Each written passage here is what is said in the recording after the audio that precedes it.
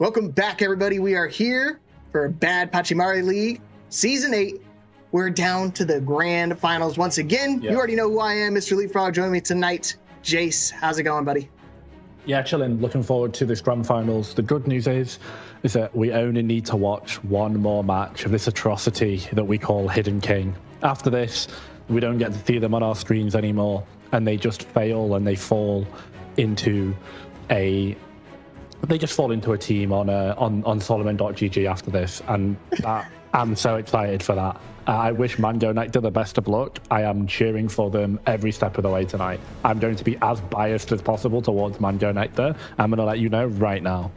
Anyway, right. Let's move to set the tone early. So let's see. But obviously tonight, B League Grand Final is going to be happening right for you.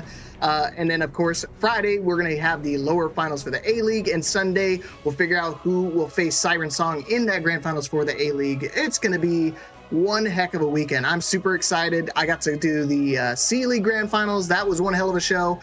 Tonight is going to be no exception. And, of course, first to four territory between these two teams. And speaking of these two teams, man, I mean, what a matchup we got, locked and loaded for us tonight.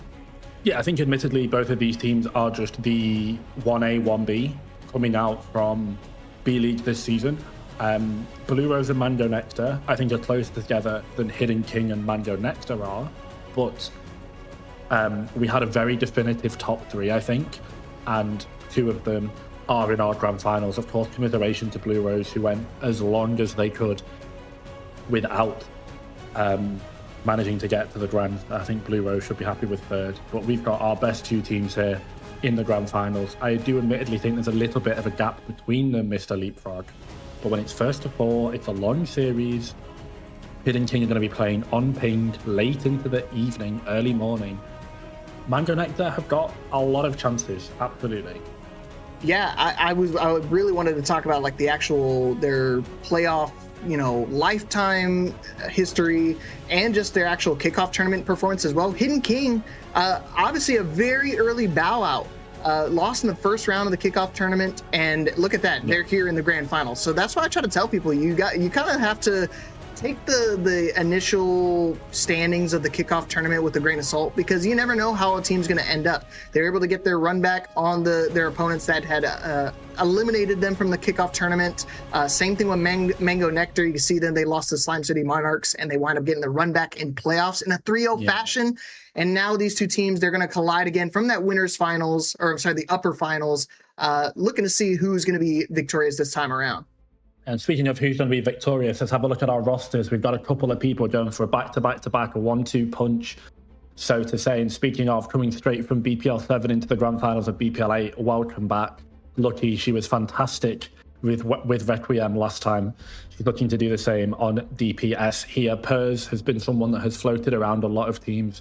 I think fundamentally underutilized by captains. So ecstatic to see Pers in the grand finals as well. I love that guy, and I hope he does his best. Unfortunately, Yukino, Friday, Moon, and Mel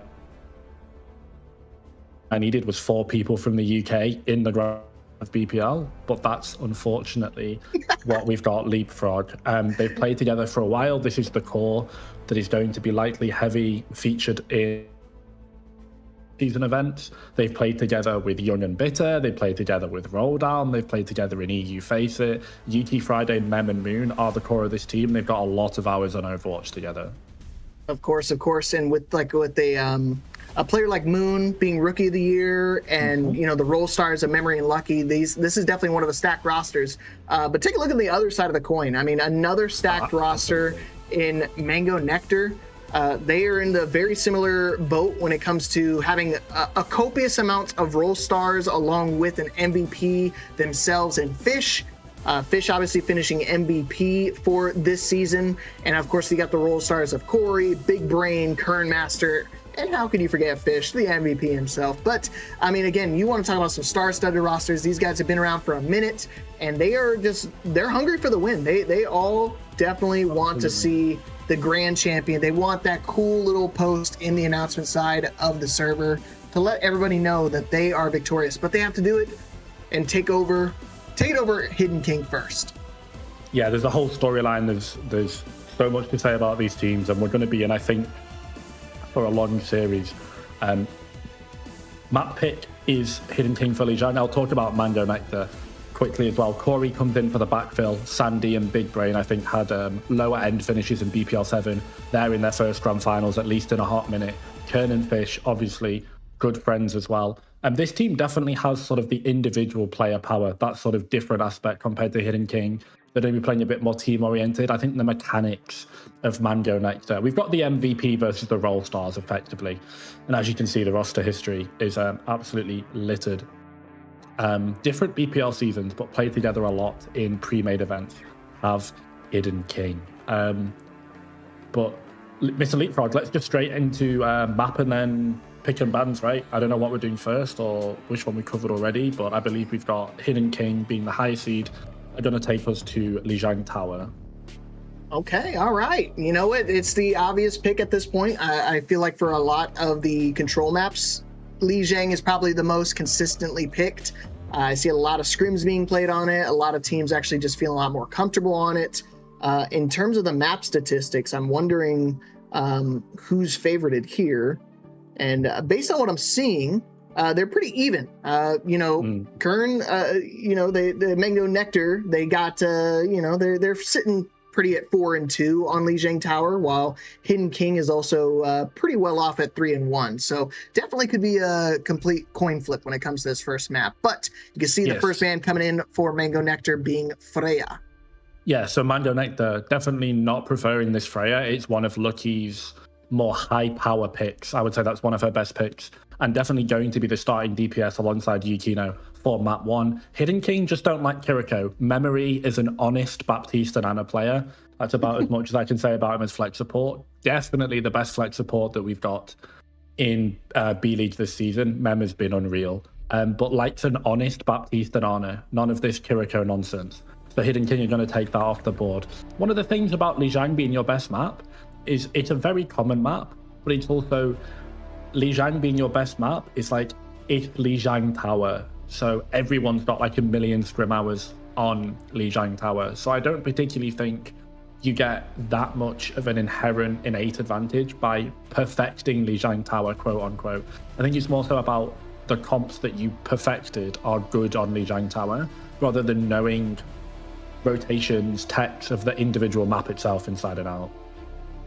Yeah, and that's gonna be super important when it comes to that first map of any series, let alone the grand finals. Obviously, the most important series of the season, but I mean, any series in particular, you need to have established that presence of mind and just being good in terms of positioning, team coordination. That synergy has to be on cue, because I mean, we saw during that C League Grand Finals, I mean, just a team just being a little disheveled, a little bit on the miscommunication side of things, made for a recipe for disaster. So hopefully these teams are locked and loaded. They definitely had plenty of time to prepare and lock it down, because we are ready for map number 1 here, the grand finals of season 8 B League. Jace, I'm stoked. I know you're giddy. So excited. I'm so excited, actually. Had a good day, got a bit of energy for this as well. It's important to note that in first to 4, I think even more so than in playoffs, first to 4 compared to our regular season, it's chalk and cheese, as they say. It's apples and oranges. It is 2 entirely different games of Overwatch. First to 2, preset maps, one-trick teams can get really punished. In a grand finals, when Hidden King are as reliant on their power picks, it's such an advantage that it can only be banned once. In terms of the quick bans, before we get a comp overview as we roll out, I really like Mango Nectar's approach. Freya is very impressive on the other 2 points of this map. For taking Freya away from Mango Nectar, good job, they've done their homework. Compositionally, I mean, what did we expect, right? Like Hidden King, they're playing Mei, they're playing Jackpot Cat.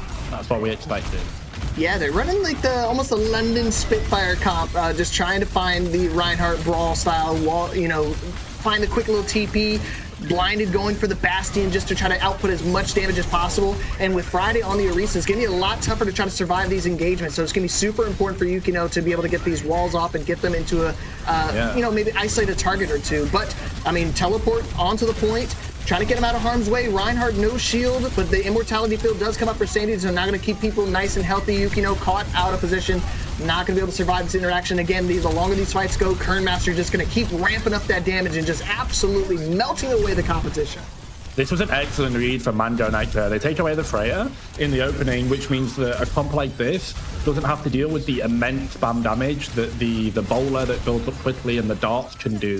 They roll out on a composition that just fundamentally does well against Hidden Kings. You've got tempo control with Saga on the speed boost, but it's the sim against the Orisa. Once they're out of cooldown, bang, wow. Fish. On his classic Reinhardt, by the way, this is a character that Fish plays, hasn't pulled it out much. But they build window so quick, by the way. Like, they built window in one fire strike is a one-shot these days. Like, good luck. Fish, you got to survive, though. I mean, quick little retaliatory window from memory, but I mean, the way it's positioned, they're going to have to just kind of run it down. They do kind of capitalize. Unfortunate misstep from Fish. They overstayed their welcome, winds up getting punished, and that's going to be a quick little flip, just over 50% for Mango Nectar. But again, I don't think Fish is going to dwell about it too much. I think they're going to run straight back in and go for a big shatter. We'll see. Unfortunately, Mango Nectar's comp is best when it's holding space. They go a little bit too deep. Lucky does die. The Blizzard dropped on top. Then gets frozen. The sim is the major target for Hidden King. That is El Presidente #1. That is the podcaster that died in Utah. That's the one that deserved the shot in the neck the hardest. Down they go because the sim cannot be kept alive against the Hidden King composition. If it does, it's just going to ruin Friday's day. It's going to ruin Memory's day, and it's going to ruin Lucky's day as well. This time, though, Hidden King just about get the flip, but Mango Nectar, Shatter's actually still not bad against this comp. I wonder what they decide to do with these TPs, because I think it really shows how much practice Kern has put into the sim. Yeah, Catnap is going to come out here, shut everything down. Moon caught out of the sky, but still wind up winning in that engagement. Blinded has to go back to the spawn, back to square one. Again, Fish is not able to really get any type of momentum going. I mean, especially being isolated on these fights. But just when I say that, wind up pinning Friday off the map. See ya next weekend, buddy. And just like that, this fight just 180. I thought Fish was definitely going to get caught out of position. And now, the second chance in life. Second chance of life, indeed. I look at the power that Fish can just win on with this Reinhardt. Definitely one of the stronger tanks on this patch. Orisa doing a good job at trying to just hold space so that Hidden King can play with these rotations. I actually think that the cat isn't getting too much value on this inside point. The Ryan the Sim is just so tanky. This Reinhardt character giving the EU team a taste of their own medicine. It's got such a big shield. I think it's like, what, 1500 HP shield, 700 HP. Reinhardt does so much damage. Fish still has the Earth Shatter as well. Oh my god, Yuki. Yeah, they're gonna have to go back to square one. And again, the Reinhardt Fire Strike through the window, I mean, insta kills even the highest HP targets. I mean, even Yukino, of 300 HP, full health Mei gets chopped down by the Fire Strike, and now they're gonna be scrambling to get to this point. I mean, Moon's gonna be able to contest and go to overtime, but I mean, at what cost? I mean, there's not gonna be a whole lot you can do once we get past this choke, because you're gonna be walking straight into the big shatter. The one he's been saving up for the big leagues, not able to get out in time, but the beat does keep him alive. Fish not gonna be able to survive. Immortality field just not there. But the wall comes up. Kernmaster thinks this is winnable and not gonna be able to turn things around. I mean, you saw the pick start coming in, start slowly leaking in, but again, when it's just Saga there, not gonna be able to turn it around. And now Hidden King have the win condition. Oh, the Blizzard is so good from Yuki. I understand the sim wall from Kern. They do everything desperately to try and quickly react to keep Fish alive. The sim wall, actually, I like it into the Blizzard. It's a good attempt. The beat is also decently well timed. There's just too much damage from the Hidden King composition, and now they're going to have to play the rotate. They're going to need to build the sim charge. But it's 89 and counting. As this fight goes on, Fish is only going to lose their barrier. It's basically gone already. It's a disaster for Mango Nectar. Oh, and they're all frozen. Terra Surge winds up taking care of the Immortality Field along with Kernmaster, caught in the splash damage. And that's kind of the fear I was worried about. I mean, we had to try to save that Reinhardt Shatter for so long during that point. I mean, they had one Shatter and it was pretty much all for naught. I mean, walked straight into the fortified Orisa. Friday playing excellent Orisa around it. Yeah, no, absolutely. The Hidden King perk coming up for the Mei is actually just so well timed there, by the way, if you saw it. The Reinhardt and I think the Sim might have been able to get out, but this round went so long that Hidden King had all of their perks, and the deep freeze from the Mei. Freeze is actually so much quicker than people thought / think that it does. And ultimately, it basically just confirms the kill onto the Terra Surge Slam from Friday. I think the Orisa was getting a little bit bullied that first round, but the Terror Surge there just to hold them in place, so huge. As I said, I think even in matchups where Orisa isn't the most favored, I still think it has just such amazing staying power, which is exactly what this comp needs. Oh, yeah, 100%. If you can outlast your opponent, I mean, you pretty much win those battles, especially when Kernmaster starts to build up the charge, or Lucky. I mean, she's been playing, out of her mind when it comes to, just when I spoke about her, immediately goes careening off the map thanks to Saga. But, hey, I mean, you see Fish going over to the Sigma, just trying to do exactly what you said, just try to survive as long as you possibly can, and let Kern just go to work. And at this point, let Saga do it too. Kern going to work is exactly what they're going to need to do. Mando Nectar have got shooters in their composition. Strudel, I believe, is available, is yet to come in as well. Kern and Blinded, as I said. Hidden King at times have felt like that their DPS flexibility has not been tested enough. But Mando Nectar, I think, have one of the DPS lines to be able to do it. Kern has been good on the sim. I'm yet to see a bit from Lucky so far on that first point. But realistically, almost feels heartbreaking a little bit, disheartening for Mando Nectar, because while they had control of this first point, really felt like that first one was theirs to lose. They were in such a good spot. They just couldn't. Oh, 1,000%. I know. I would definitely say they'd want to get that one back. Hopefully, don't dwell on it too much. I mean, otherwise, you're going to start seeing fights like this where it should have been winnable and it like slip through his fingertips. Hold on now. I mean, just barely going to be able to flip it back over in their favor. Picks are going back and forth, but now it's just Fish on the point, no eat in sight. So yeah, that's going to be a quick little turnaround for Hidden King. It almost got a little dicey towards the end there when Blind to get that pick onto Lucky, but still successful for Hidden King and able to get a couple staggers as well for the road. Not too shabby. We got Catnap, we got the Terror Surge, but I think we're just going to try to pair that up with the Blizzard. I mean, Moon's looking to catnap the TP, right? Because they're going to see that the TP comes in. It's one of the ways that they can deal against the Hidden King rotation, is you just TP to point, look, he's been spotted out. So the cat is forced out. Now is your TP angle for Mando Nectar. So they might have to do it after the TP. Oh, did they wall? Oh, no! Oh, we're still going to commit to the Terror Surge. You got to find a way to take care of the Immortality Field to get rid of both Sandy and the Immortality Field. And Fish, Friday, is absolutely dominating that window. I mean, I was some utmost confidence because I would be running for the hills. Not Friday though. When they got fortified, they feel like they have second chance at life. I mean, Memory's been doing really good too when putting those Immortality Fields to counteract. Yeah, so hopefully we keep that going.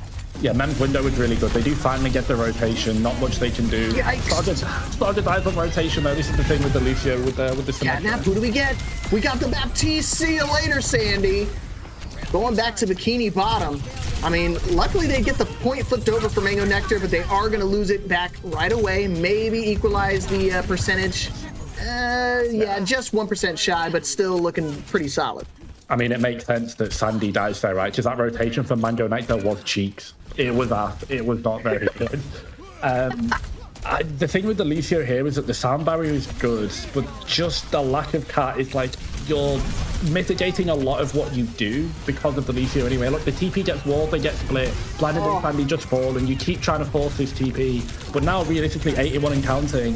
If they die too late, okay, the flip is massive for Mango Nectar. It's like actually game saver.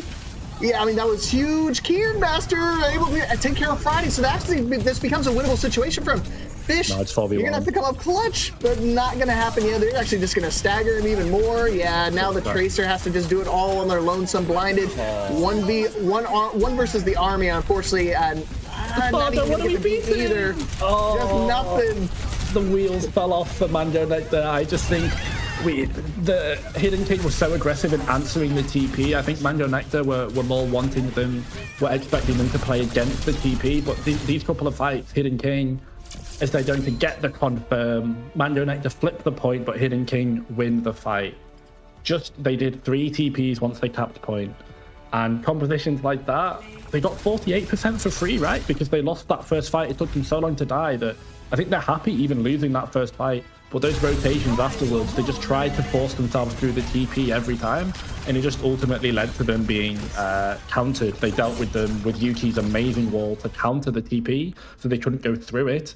And then once they fell after it, they did a good job of booping people away and to the backside of the point, so they fell into the garden and not the dojo area, and picking people off from there. So, I mean, Hidden King have played with and against Sim compositions 100 times. I could almost guarantee after Yuki played against it and saw it the first time, probably was giving comms to Hidden King for that for the counterplay effectively, is what I'm trying to say. Mando Nectar just get caught in their hubris trying to force the TP, and it doesn't work, and they get punished, and unfortunate way to lose that map. Yeah, it's one of those things that, I mean, we're all human. We're a victim of habits, right? And it's one of those things, I mean, unfortunately, Mango, they really try to force it, and the stubbornness is kind of what led to their downfall on this map. You could see several fights they would get on to the point they get that flip over, but they'd kind of put themselves in a pretty treacherous position. If not, you know, half their team wound up getting separated, all thanks to Moon. Just one little, you know, purr just completely separates them. Saga isolated almost every fight. Sandy, same thing. It made it almost impossible for them to really stay together as a 5-man group, because otherwise, you know, these supports on the side of Hidden King have been so annoying, so pestering to their backline. They really don't have an answer for it. So I'm wondering if they're going to try to focus it down during this next map. Maybe go for a primary hit scan like the Cassidy, or even match the Sojourn. I mean, I just think the thing with Sim is that it's an incredibly high skill ceiling. At its core, the Symmetra does well against the Orisa in isolation, but obviously no matchup is in isolation. This is not TXX, so they really need to do a better job of, I think, when they played slow and they weren't trying to force TP, the fights they won were the ones that were extended. They allowed the Sim to build beam and then take a turn on the Orisa before to force her fortify, or after her fortify, because fully charged Symmetra beam, once fortify is gone, basically no worries, no problem. The Orisa just cannot deal with it, and she falls over, as I said, on the Zhang Tower. That is the Avengers level threat for Hidden King to deal with, but they're used to dealing with it. It's, as I said, they understand Sim probably better than anyone else in B League, because they've been playing it for most of the year. I think the TPs, the macro rotations for Kern's Mango Nectar let them down on Lijiang Tower. But Lijiang Tower King's Row, Mr. Leapfrog, if I had a single $1 for every time I've seen Lijiang Tower into King's Row, I would... I'd go to a casino and I'd put 150k on black and I'd spin the roulette wheel. That's what I'd do. Yeah. I'm in the same boat. I'll say I don't think I'd be cast. I'd definitely be chilling in the Bahamas, feet up, because we'd be rich for sure. Even if I had 50 cents, half of what you got, and we'd be rolling in the dough. A very common map choice. Same thing, like I said in Lijiang. It's just Screams Row, something that we're all pretty comfortable with. You know, even the casual players have played on King's Row more times than we can count. One of those map things that you can really kind of game plan and strategize around. If, you know, Mango's Nectar really going to try to force this Reinhardt comp or this ball style with the Symmetra, they definitely can make it work here on King's Row. I think King's Row is a lot better for the Reinhardt. I'm kind of wondering too if we make just one little swap over to like a, say like a Ramatra, something that can outlast a little bit longer, because you see how difficult Ramatra can be to kill once he just throws up his fists and start blocking. Yeah, I wonder about the Lucio in comps like this, because Lucio B is a long time to charge. Lucio in general. So before we get into bans real quick, I'm not sure why they picked King's Row anyway, because I think they are not the best. I don't think they're the better Brawl side. So you're picking the Brawl map against a team that's better than you at Brawl. If you've got a ban in mind, okay, let's see it. But my issue is for a long time in BPL, is the Orisa good ban? I would say that's one of Fish's better heroes, but Orisa, I don't mind the ban, I get it. I would have gotten rid of Sim or May, to be honest, but I guess they've got plans for that in later series. The thing for me, Mr. Leapfrog, is that so many times I see in Rush Mirrors, the side with the Lucio loses, because what it does is it speeds the Lucio squad into the enemy team, and then the team without the Lucio, that's Brig, double flex support, whatever, just out-sustains them. So all they do is close the gap into the effective range of the other composition quicker. Like, all they're doing is they're speed boosting in to the area that you're speed boosting to die quicker. Because once you sped boost in, the Lucio is useless and gets way less value than a Jetpack Cat, a Baptiste, a Juno, an Ana, a Mizuki, etc. But particularly Jetpack Cat, because Fika's numbers, I think Fika is the name of the cat. Fika's numbers are absolutely cracked. It is, oh my god, it does so much. It does so much damage, it does so much healing. Unironically, I think the lifeline is like one of the worst parts about the kit at the moment. And that is saying something when lifeline combos with about as many ultimates as old Orisa Holt used to. Jetpack Cat is going to be such an important character for Hidden King this series, and it's basically the main reason that Moon ended up having a real Rookie of the Year case, because he's like one of the few playing Cat. You give me some PTSD when you said the Orisa Holt. I was like, oh snap! I completely forgot about that. That was you want to talk about a throwback, man? That one was like crazy. They had so many crazy plays that they built off of, like especially on King's Row. Think about like the Overwatch League stuff back in the day, where they would just do the Holt right over the hole, just past the second point, and you just boop them into the hole. Dude, it's iconic. Yeah, I mean, think about like I'll just go off the top of the head, like. You have pull Doomfist ult. You had pull Flux. You had pull Barrage. You had pull Mayolt. You had pull Pulse. You had pull Window.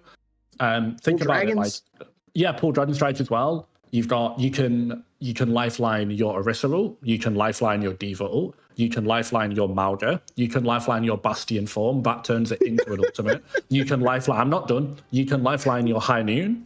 You can lifeline your Roadhog to airlift him into the backline. You can lifeline a Death Blossom.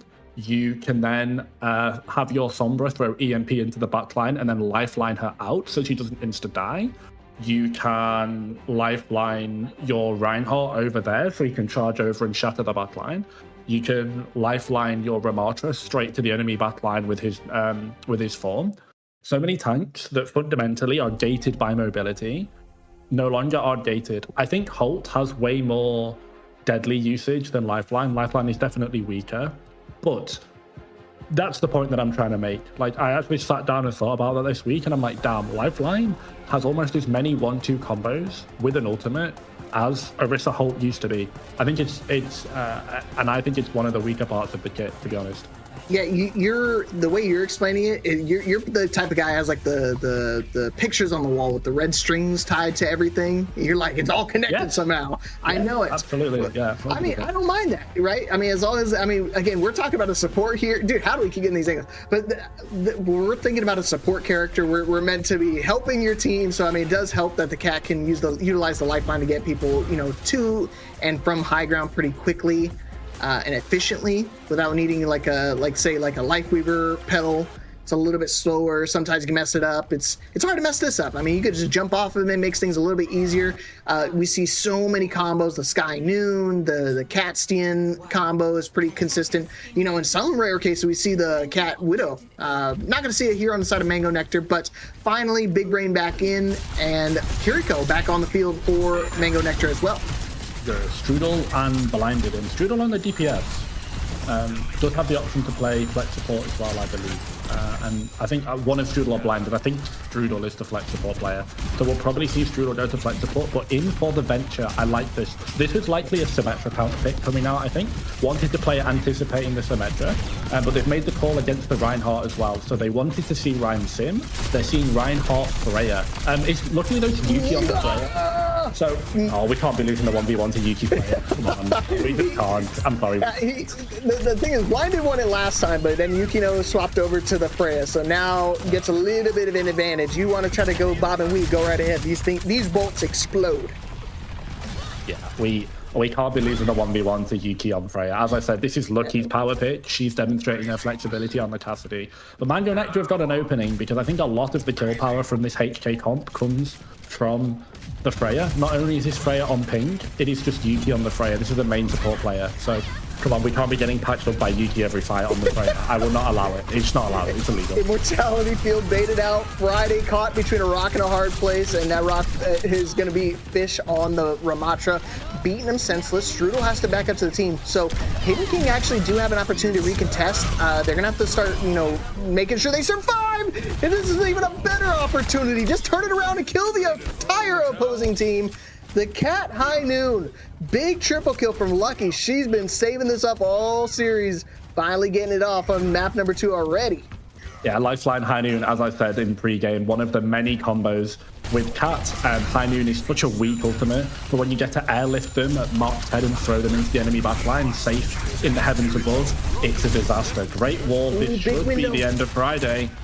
Okay. Oh, you would think, right? But that clutch window from memory, keeping Friday alive. So you got to make sure you're playing around it. And guess what? Roll credits, baby. Annihilation straight to the back line through the Kitsune Rush. They're able to get everybody so low, but Friday actually gets the big shatter. Stuns two of them, but are they going to be able to follow up on it? There's too much HP on the field to be able to take care of it. Beat comes out as well from Saga just to make sure we secure this fight. They're able to kind of catnap onto Saga. Lucio winds up falling. And somehow, Hidden King winds up holding down this fight. And just about, oh, Fish dying there is so bad. Yeah, so again, it's Saga and Big Brain. The Lukiri is just way harder to kill. Memory was on the high ground, completely untouched. Mooney's just flying above them. No one can hit him. And Mem's on the high ground, free hitting, pocketed Friday throughout all that damage. Fish got most of Annihilation and a couple of form punches onto Reinhardt as well. And his HP didn't move. Just the Baptiste was just uncontested on the high ground. Excellent positioning from Hidden King backline. Yeah, that's the thing. Strudel was doing a great job contesting the backline, but now that you don't have a flanker, you have to just raw win in terms of frontline damage, and that's not really possible when you have to deal with Yukino on this Freya. Now we have Bola Shot we have to deal with as well. Strudel has to be so clutch, not only with Icicles, but we got to do the Blizzard next. It's got to be perfect. I mean, they have to cap it here, because then we're down to the final 30 seconds. Sure, you got forward spawn, but is it going to be enough? Now that anchored on the objective, it should be harder to be removed. Lucky gets one of those illegal picks that she seems to get in a 3v1. We'll take one down with her. The cowboy in this situation, the gunslinger, always gets their just desserts.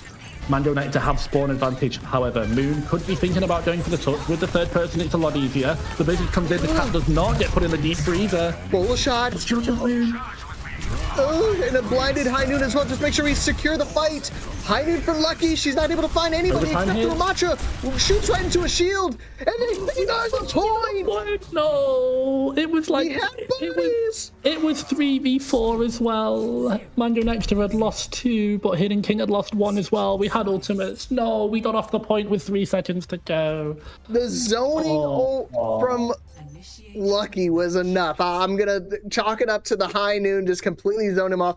I mean, well timed from Lucky. I mean, she, you know, it's one of those things. Some stubbornness with it when it comes to some of these ultimates. Like me, I'm the same way. When I'm playing Cassie, I'm always trying to go for the big Sky Noon and try to get that big ult. I mean, look at the ultimate we had. We had the Blizzard on point. Only person there contesting was Friday. All we had to do was get rid of the tank, and that's it. Moon touches, dies. Shatter comes in, Strudel eats it. Big Brain lives through this, manages to TP away, but no one touches because everyone is delayed. It's just the Reinhardt, the one Shatter onto point. Oh, it comes down to a little bit of over-aggression. I think Mando Nectar are just a bit too eager to try and chase kills. And I would say that as there's probably about 8 people sat in a watch together giggling that Jace is telling them to prioritize objective. There's an inside joke there, but some people will be having fun if they've got the stream unmuted. Yes, Ken, I'm talking about the objective. Good job, man, whatever. Anyway, Mando Nectar, they overextend on Lijiang Tower on Control Center, right? They go through the choke after they've already killed 2, they lose their tank for it, so they lose space. Now here, they overextend looking for kills when they're already on objective and their comp anchors on objective, and they C9 because the Reinhardt Shatter comes in. And look at that. They're just going to go straight to the point. They don't even think they're going to contest again. They lose memory super early on in this fight. So, okay, finally a definite fight win for Mango, because there's been so many of those fights during their defense or their attack where they would it looked like they'd win, but they wouldn't really get a whole lot of payload or actual objective progress. So now with a win condition for Hidden King, what are they going to do here? They're going to swap off the Symmetra and go for the Mei mirror. One of the downsides of this Hidden King comp is it doesn't have Lucio's speed boost. The Cassidy's a perfect pick. Good onto memory. They have to keep Fish up here though. We got to be careful. Yeah, same thing with Friday though. I mean, it goes both ways. I mean, Friday wants to play aggressive once they saw the wall come up. But I mean, again, once Fish transforms, he can just punch right through the shield. So no matter how much you beg and plead, that shield ain't going to do you any good. Also the damage reduction as well. UT doesn't have freeze perks, so they can't really pressure the Ramatra. They're not looking at the Ramatra. Fish is just living and holding space. Hidden King, I actually think they're timing the walk with the Bastion form decently well. But Mando Nectar are just doing a good job of looking at the targets that they should and can look at as the Bastion bullshit nonsense is going on. Yeah, and they're going to try to keep it going. Blinded again, gets another pick onto Memory. I mean, this is like 3 fights in a row that Blinded gets 2 or 3 picks to start us off right before they even get through the choke. Blind is still trying to add up and stack up the bodies, and that's exactly what they're going to do. Looking a lot better on their defensive hold, but I mean, we're still got 2 minutes to deal with. And I mean, again, they have to play perfect. If they get team killed, it's all over. Unfortunately, yeah, and they've got to deal with this TP from it. But luckily, they are off the cap, but the Moon Lucio definitely not as good. They've given up the Bastion, and they're just kind of pretty much on a mirror. Memory's window is going to be really important, though. Just hoping for Blind to hit shots for the win con. Nice Suzu to keep him alive. Kitsune Rush winds up getting used during that fight, but Yukino has to respond with the Blizzard. But I'm wondering if Strudel's going to try to Kobe his own version of the Blizzard just to try to counteract it. But the window comes out from Memory. Good sideline on the point, but again, they're not getting a whole lot of progress. They're kind of stuck at this checkpoint, stuck on the statue. The beat comes out from Saga, maybe to keep everybody alive. The Blizzard comes out super late. Immortality feels still up for their team. It still can be winnable, especially when we pop the Annihilation. Friday has to try to come up clutch. I mean, they wind up getting rid of Lucky. And it's just now it's a 2v4 situation on the point, just trying to keep them alive. Fish just running for the hills like a fish out of water, completely drowned. And just like that, Hidden King able to take care of the tank. And now it comes down to a single tick left for their team. They get the last straggler. They have to deal with one more Strudel. It's such a map is theirs. It's such an unfortunate spot for Mando Nectar. They get like 0 value out of the ultimates. This is one of the first fights that Memory doesn't get pre-fighted. They don't get blizzarded. They live on the high ground. They lamp the Mei, who committed cryo anyway, so they weren't blizzard freezing anybody. But Friday gets more value out of one Earth Shatter than Mando Nectar get out of like 3 ultimates. I think the Kiri rush for blizzard trade is actually good, but from then on, Mando Nectar just do not know what to do on the mid fight. They're just too lost, I fear, in those mid fights. Hidden King, just as I said, it just feels like an illegal ult value. Like I don't really know what else to say. The Earth Shatter gets more value than like any ultimate they committed after Kitsune Rush. Just they trade Kitsune Rush to get them out of the Blizzard, I believe. I don't think Yuki does the Blizzard before the Kitsune Rush. But after that, you had Annihilation, you had everything. Oh man, I don't know. It's just illegal value. Yeah, it's ironic, right? That Fish, was trying to force the Reinhardt at map number 1, wasn't able to get a whole lot of value out of it, and then Friday turns around and does their version of the Reinhardt and was finding so much success. I mean, not even if they weren't even getting the picks, they were just forcing them off the point. I mean, you saw that egregious C9 from Mango, specifically because of the Friday shatters. I mean, this is it right here. I mean, just complete 180 on that point. Should have been theirs. I mean, could have definitely turned things around, but again, DPS definitely made things a lot more interesting during this fight. I mean, how many times did that Hidden King try to enter the point and Blinded would get 2 or 3 picks? Yeah, Blinded was absolutely shredding on the Cassidy, by the way. Like, showed that they are a hit stand to be dealt with. Got so many nice first picks. And Mando Nectar, I mean, I'm not quite going to say signs of life because that makes it sound like I'm counting them out already. But yet again, like UT on the flex DPS, numbers can be deceiving. UT is very down to die and not overforce in these fights. Didn't really do much on this map anyway. On the attack round, UT was like 3 and 4 with like 4k damage. So they were on the Metro trying to force DPs. Very much so. The damage that Memory normally does, the damage that Friday, Lucky, and Memory can do as a trio is normally enough to compensate for that quote-unquote lack of DPS that you get from a more supportive flex DPS pick. Like, Blinded, I think, had a really good map. I think Strudel had a fine map as well. I think Fish had a good map. Like, I mean, not just in terms of numbers overall, but like the attack round for Hidden King was, I don't think it was good, but the attack round for Kern's Mando Nectar, or just Mando Nectar, was little bit a little dicey, right? I think they're regretting the Kings Row pick. I'm going to say it. I think they're definitely a team of individual players. And whilst we did see the individual mechanics of something of Blinded on that Cassidy, it doesn't get to transpire when there's Maze, there's Bastions, there's Reinhardts, there's Ramatras, you know? Yeah, I think yeah. And I mean, the thing is, like, one thing I didn't even get to point out during that was the map statistics of Kings Row. I mean, going into that, you know, Mango Nectar was already 1-2 on that map in particular, and Hidden King were 4-0. So now they just improved their standing on that map this season alone to 5-0 on Kings Row, completely undefeated. Oh, thank you. Yeah, you can see right here. I mean, 5-0. I mean, they were already 4-0 before that map even started. So I don't know why you're trying to force the brawl against a team that's clearly a little bit better in terms of just matching that energy, and to try to do it on their preferred map is definitely a ballsy call. Definitely would have set the tone if they'd wind up walking away successful and with a win on it. But I mean, now you're kind of kicking yourself because now you're down 2 maps. You're gonna have to try to turn things around, and obviously with Colosseo coming up, this is their preferred map. Hopefully we can start seeing some traction going now, because again, you do not want to fall 0-3 in a first to 4. That is the last thing you want to see. I think there's a chance that Hidden King put in both Pers and Ricochet here. Colosseo naturally lends itself to be quite good with the push. Mango Nectar banned the Zarya. This is a Friday favorite. The one thing I will say is that from what I've seen of Fish this season, the Zarya has definitely been less in the wheelhouse. It's definitely been a bit more Reinhardt Sigma variant. So I think it just gives a Fish maybe a nicer matchup on that Sigma, something that he's probably looking to play. But I mean, it means that Reinhardt is on the menu. I think he could just play Orisa as well. I wouldn't be going for the Friday target ban. I think now you're in a spot where Pers could likely come in. I think this is a good spot for Pers to come in. Because as I said, Yuki, their flex DPS, very Mei Symmetra centric, like basically only going to play those 2 characters, and works best on those 2 characters.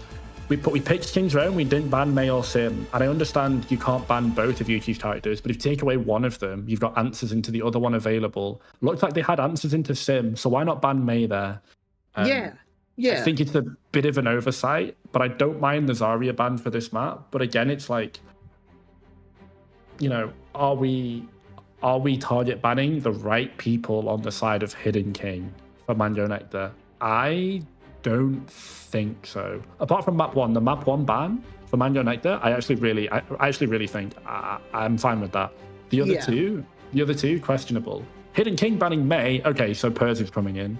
Yuki's going to probably sit on the bench most likely. All right. This is what I expect anyway.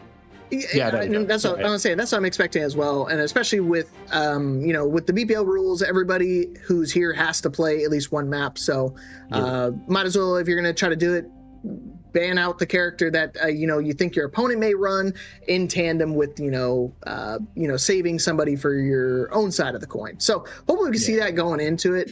I really hope we go back to the Symmetra, because I think the Symmetra was a great character for Nectar to start us off with, like, damage ramping up over time, and just the way they like to survive during these fights. It really benefits them. So I don't see why they can't just go back to it, especially on a map like Colosseo. I mean, having access to a Reinhardt that can teleport to anywhere on the map definitely makes things a little shisty.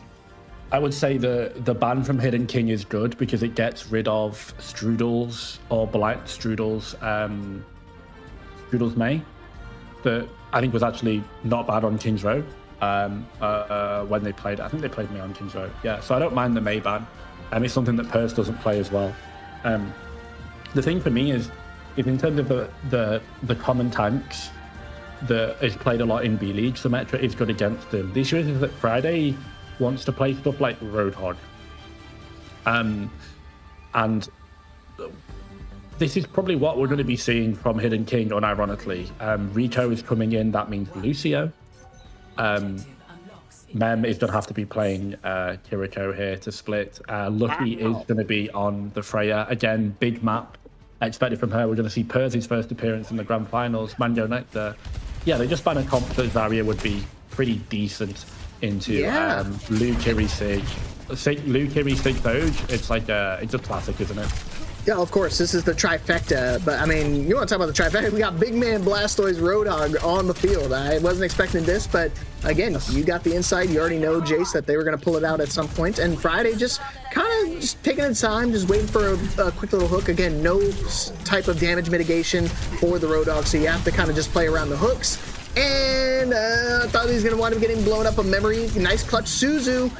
But again, Friday's still super low, but luckily Fish recognizing that the threat was still there, try to back up, winds up getting a quick little gunshot to the back of the head and winds up falling, and now a fight win for Hidden King after, I thought that was going to go in favor of Mango for sure. So this is where Roadhog becomes fundamentally like an absolute bitch to deal with, because Memory is good enough that he will not use Suzu for himself. Friday does not have armor, but Take a Breather gives you damage reduction and about 300 healing. So Friday has, by themselves, an effective HP pool of about 1.1k. That's not to mention Suzu as well.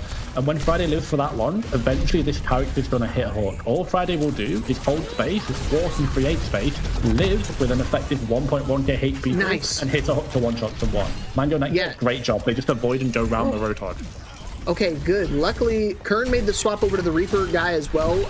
One of those characters that saw a huge nerf. I mean, granted, only 25. It's only 25 HP. That makes a huge difference when it comes to a character like Reaper. Reaper was known for a long time as being that tanky character, like a direct counter to the Roadhog, can survive that hook shot combo, but now, not as easy to survive anymore. I actually think as well, if you're an experienced Roadhog player, the one-shot combo is, rather than just going hook and then shoot melee, you go hook, shoot melee, right? So it adds an extra bit of damage on as well. Friday's experienced enough that I think Reaper is probably a character he's played against way more than Kern has played Reaper against Roadhog, and that matters a lot. Oh, okay. Satsuriki was able to get one, but Fish able to quickly shut it down. We're actually going to be able to get two into the flex. Perfectly timed Suzu, though. I mean, is he going to be able to keep your team alive? Memory finally had to use Suzu for himself, and guess what? He immediately falls. But, I mean, unless you have some quick follow-up to it, not going to be able to capitalize. Yeah, everybody was already dead at that point. So now, I mean, they get a couple meters on the board. It's not too shabby. And Fish making the change over to the Arisa. Yeah, I think one of the worst characters in terms of dealing with a split fight, a 3v3, a 2v2 in close range, when everyone's kind of scrapping like that, is Roadhog. Like, Friday just lived, was full HP. Kern tries to look at the Lucio, and that was just enough time for the big fat pig to put two shots in the back of the head. Friday being about the same size as Roadhog. Blinded, trying to pop High Noon on site, not able to find anything. Yeah, everybody just kites it off. Again, we just got to burn some more time off this clock, and there goes Kern. No, he actually survives. Has to try to back up, but not going to be able to survive for too much longer. Friday getting speared, but the rest of their team actually kind of split up a little bit. Ricochet getting caught out of position, blinded, stuck into a corner, but thanks to the beat from Saga, able to get out of that corner, survive for another moment longer, but still everybody a little scattered, a little hectic for the side of Mango. Mango Nectar have found the strategy. If they just place a cheeseburger in the hands of Saga and Big Brain, Friday will chase after it. Very much Roadhog IRL, we love that guy. But Blinded is getting so much space, attention, away from the Roadhog. Nothing! They just had cooldowns. They had cooldowns, and now Kern dies. It's so bad for Mango. Lucky has to try to live here, but it doesn't matter. The rest of the team just capitalizing, following up on it. Not too shabby. Do call for a pause, but I mean, that fight will go in favor of Hidden King. Not a big deal. Fight was pretty much over anyways. This will be plenty of time for Friday to probably grab a bite to eat on the Roadhog, the hungry pig, as we call him. That man loves eating food. I'm gonna double check my internet is stable. Yeah, I sometimes call Let me figure stuff out. But as we get a pause going in, Mango Nectar slowly crawling back in. It is important to mention, on top of everything else, that the one map that Kern's Mango Nectar took off them last time. Oh, I don't know if I lagged there. The one map that Mango Nectar won last time was Colosseo. So this is like the map that they sort of have to win, because they were able to figure out the formula last time. But I think they did it with Strudel on May, so I'm not quite too sure. again, I mean, if you look at the stat line right now, we're not in a bad spot. This is not not an a like 100 to 0 meter deficit. I mean, they're only down by realistically 10 meters. They got a little bit more of a road to go, especially if Hidden King can clutch it up and get the checkpoint here. But again, with 5 minutes on the clock, there's still plenty of time to make that comeback. Absolutely, 5 minutes and counting. I think the Reaper character isn't bad, but sometimes I just feel like you could try and tunnel and didn't take the right click perk, but still just hit a random right click. That is Roadhog for you. 2 low HP targets on the end, isolated. Nice hodge as well. Oh my god, Friday is just playing very unconventionally. Friday is just doing Roadhog things right now. Mando Nectar have got about a million issues to deal with here. They've got to look at the Tiri, they've got to look at the Freya, they've got to look at the Xion on the angle, and if they can't do that, then once they do that, there's just a pig in their face, hitting hunts. All right, that's going to be the checkpoint too. I mean, sure, they get Friday popping that last second. Oh wow, actually a last second ult from both of the tanks. I mean, Roadhog popping his ult, and you see a Terra Surge comes out from Fish as well. Not able to get any type of success, and with Lucky getting that last pick, I mean, that's going to be tough. I mean, not going to say, okay, Avengers. Yeah, we're definitely trying to save the team. It's unfortunate for Mango. I mean, they don't have a whole lot to work with now, and they still have to work off this deficit, and they have the checkpoint now. So now they don't only have to slow down.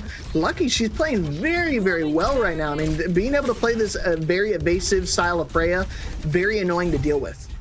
It also helps that you just have Roadhog that is a beacon of attention for the enemy team. And he says, okay, Avengers, but you really do need to send the whole farm to kill this piggy. You've got to turn him into bacon fast. Friday gets put in a corner. Blam. Down you go. Fresh bacon sandwiches for everyone. Fuck you, Roadhog. Fuck you, Roadhog. Fuck that character. Fuck that character. Bro is playing too much rank, man. He's feeling the personal vendetta against the Roadhog tonight. But I mean, in all seriousness, I mean, they're doing a great job just capitalizing and focusing down the Roadhog. They need to start doing that for the Freya as well, because I mean, I think Lucky's definitely getting away with murder, just jumping around doing whatever she likes. And I mean, again, another fight where Fish falls. I mean, they get this push bot just about 30 meters back, and they just get no type of progress again. And now 3 minutes on the clock. This is a split fight as well, because Friday just goes to the cart, sees that the Reaper is, and whilst the Reaper is obviously the Reaper character with the double shotguns, good at coming in from the side, etc., it's still a DPS against, as I said, a character that does just as much damage in the range that Reaper wants to fight you, and you have about 250 HP, and the Reaper's like a billion.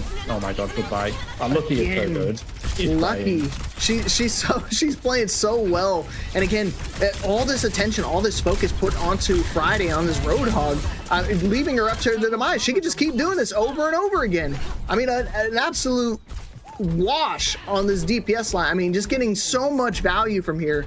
And I haven't even gotten talked really about the Percy Xion. I mean, they've been playing a very evasive, very backline heavy Xion as well, but I mean, star of the show so far in this map, definitely been Lucky.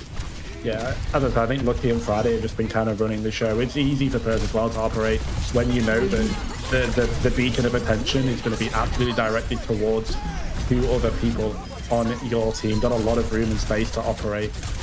Good start for the Nectar in this fight, though. No, and the whole hog taking the whole kill feed. Golly, a big triple kill from Friday. And again, Fish falls immediately after using Terra Surge, not getting any picks off it. We need to find a way to keep the tank alive, because I mean, I think the way that they're going at it right now, they're not going to be able to get any type of traction. They might be able to stop the push bot once in a while.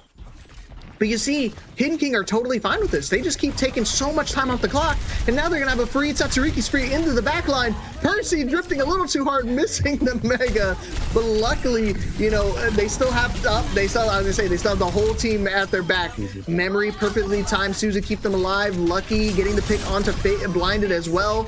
Finally taking care of this Freya, but now you got to do it again for the Roadhog, and no DPS from Mango is going to be damn near impossible. Fish finally has cooldown to be able to fight the Hog. There was a small second there where the Orisa did not have anything to do with the Roadhog. Pers comes back with the spree, only gets one, but it gets the important one. Pers is more than happy to 1v1 every single time. Why? Because Lucky, Friday, Mem and Co are just going to be able to take over nonetheless. This Lucio, I think, has been alive far too much for Mando Nectar's liking. Has just been an express Uber to get Friday into the backline as well. When you're sort of as fat as Roadhog is, you're definitely going to need a taxi or two. This big New Zealand pig of ours.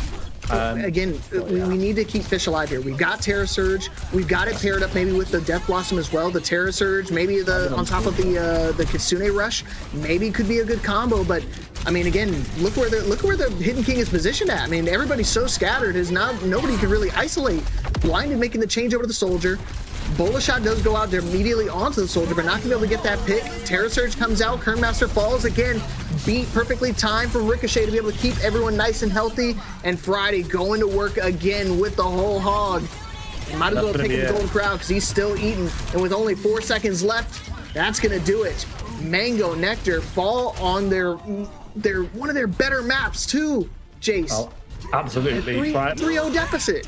I mean, Friday devours it like it's a full order of McDonald's in front of him. This was an absolute feast for the eating champ. Friday OW on the Roadhog. This map was hitting hooks like it's collecting McDonald's from the drive-through. Absolutely. And this hog was just eating this map, and I mean that in the literal sense. I feel like Friday probably went Mackies before this one. But you see the power of the Roadhog. Like Mango Nectar, they've got so many things they need to answer. And sometimes I think the Roadhog requires a lot of specific picks and a bit of a dip in play style. Like they did some good at forcing the hog out, forcing them to leave, doing a good job of mitigating the hook, making it so, hey, not really peeking and really respecting the hook range. But respecting the hook range then, as I said, it's just death by 1,000 cuts for Hidden King with this comp. If you don't look at Friday, he'll hook your backline. If you don't look at Lucky, they'll kill your hit stand. Purge goes on the angle. If anyone's low HP, they get executed. Memory might just randomly kunai someone in the face as well. I think it's so difficult for Mango Nectar to deal with.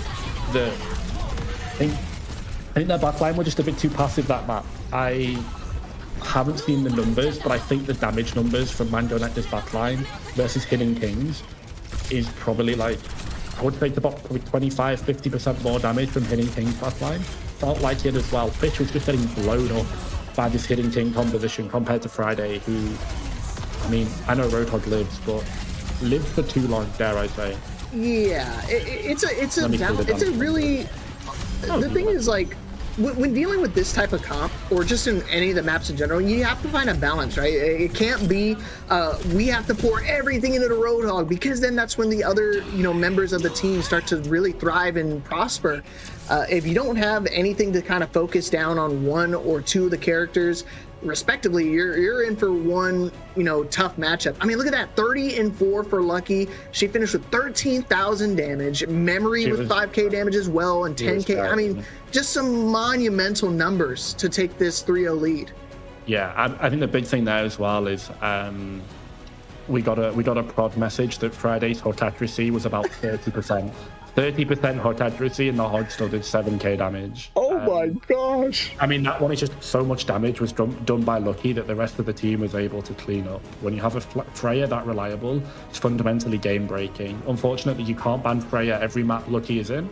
So, Mango Nectar just fall one by one. But we're going to send it to a break. Hidden King 3-0 up. It's going to have to be the reverse sweep of all time for Mango Nectar, because Hidden King are one map away from becoming BPL B-League champions, Mr. Leapfrog. I'm excited. We got Flashpoint right after this break, so stick around and we'll find out what that's going to be and see if we can make this reverse sweep happen. Let's go.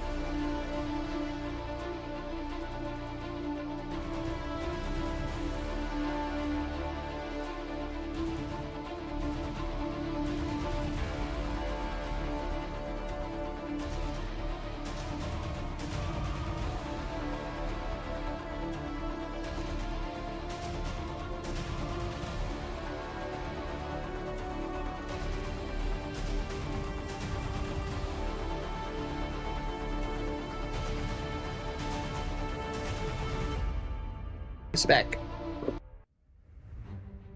All right, welcome back, everybody. We are here at the 3-0 deficit for Mango Nectar. They have to try to fight their way out of this hole, and it's gonna be a tough climb here, Jace. What do you think? Yeah, the odds of coming back from 3-0 are very, very low. Never zero. Don't think any team I've seen in a grand final so far have come back from more than a 2-game deficit. 2-game or more deficit, actually, to end up winning it, at least in the games that I've casted. But they have a chance. Where there's a will, there is a way. They've gone to Saravasa and they've banned the jetpack cap, which I think has been a thorn in their side for at least the first 2 maps. So Saravasa for potentially all of the marbles. Hidden King was still awaiting their ban, but Mango Nectar getting both pick and hero ban, first ban, I think. Honestly, going down 3-0, I'm not the biggest fan of it, but I do think that Saravasa pick into cat ban is probably the best map pick and ban combination they've done this series. Yeah, so that's one of the positive things we got to talk about, right? Is hopefully they can get their footing here on this map, because again, it's never over till it's over. I mean, maybe we haven't seen a whole lot in the bad Pachimari League do these miraculous reverse sweeps, but I will say I have done enough Overwatch in my lifetime where it's definitely a possibility. So one of those things, Mango Nectar, they're gonna have to start playing perfect right now. And it doesn't matter how those first 3 maps went. You can just ignore all of it, tune it all out, because this is where champions are made. It's a make or break situation for these guys. They're hungry. They want that win, but in order to do it, they have to get at least 1 map on the board first. And we've seen that teams in these situations can sometimes get a little bit too... As I said, I think there was a little bit of nerves the first couple of maps from Mango Nectar, forcing rotations, over-chasing in fights, etc. Happened a bit that map as well. But sometimes when you can just about taste the proverbial wine, the champagne, when you can just about imagine both hands on the trophy, that's when it slips through your fingers. So it's not confirmed yet. The Hidden King taking away the Orisa is saying we want Fish to play a hero that we think isn't his best. This is the first tank ban they've done this series, and I think they've done it for good reason. This is definitely like an old reliable for Fish, sort of John Orisa in B League, quote on quote. They just don't want to deal with it, and I get it. Again, I like this ban from Hidden King. I think the May ban last map, not really the most... I mean, I guess it helps against the Roadhog, right? It does help enable... it does mean that the Hodge doesn't get just frozen every time. I think frozen after, 4 minutes? You can get major perk if you're good on May. So... Oh, yeah.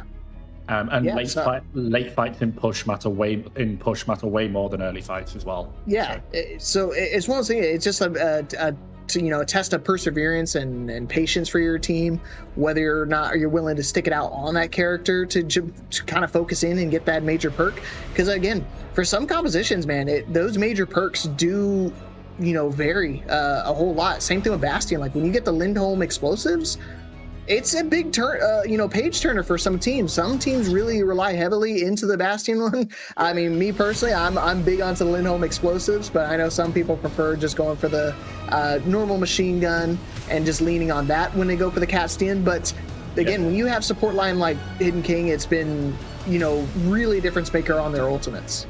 So for me, the Bastion perk comes down to the only interactions I've seen where you shouldn't take Lindholm is if you're basically having to live by yourself on an off angle, which is more like a solo queue thing.